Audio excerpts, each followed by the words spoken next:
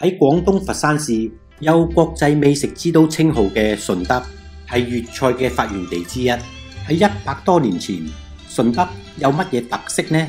最為經典嘅就係紮住馬尾嘅馬姐。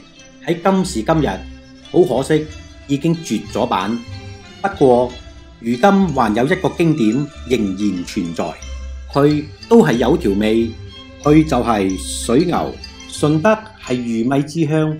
以前啲人養咗好多水牛，但係水牛嘅奶多到可以賣唔晒，於是就將佢製造成其他嘅牛奶食品。當中一樣非常經典嘅就係薑埋奶，而家嘅人就稱佢為薑撞奶。佢於2010年入選為廣東國家非物質文化遺產之一。今日就要同大家體驗一下呢個屹立100多年嘅甜點。大家好，我係Eon。我哋首先要準備嘅嘢就係牛奶、薑同砂糖。經過我嘅一輪搜索，得出嚟嘅結論就係奶要用高脂嘅牛奶，經典薑撞奶係用水牛奶。水牛奶嘅含脂量比普通牛奶高1倍，但係我搜羅翻嚟嘅奶脂嘅含量同水牛奶相比，仲係有啲差距，應該可以試一試。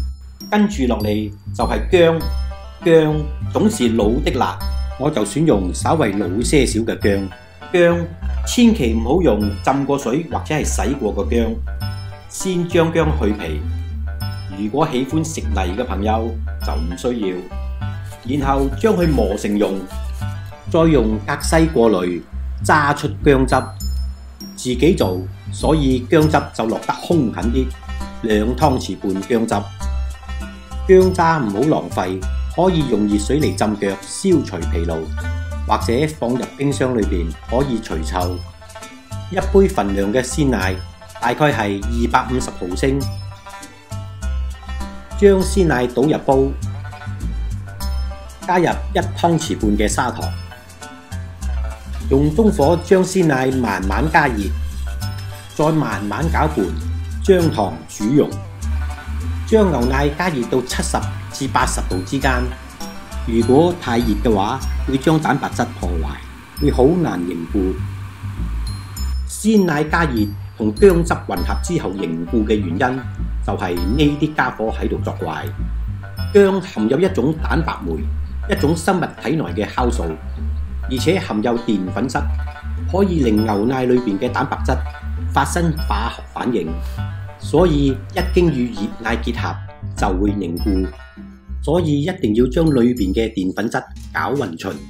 跟住將熱奶稍微從高處撞落去，用沖力將奶同薑汁混合，然後靜待30秒。而家係見證體驗結果嘅時刻，再放個湯匙喺上邊。如果可以將湯匙盛起，咁就證明成功咗。超市買嘅鮮奶都總算有啲良心。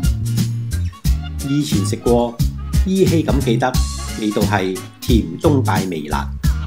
因為自己食，所以薑汁嚟得兇狠一啲，係唔係好滑呢？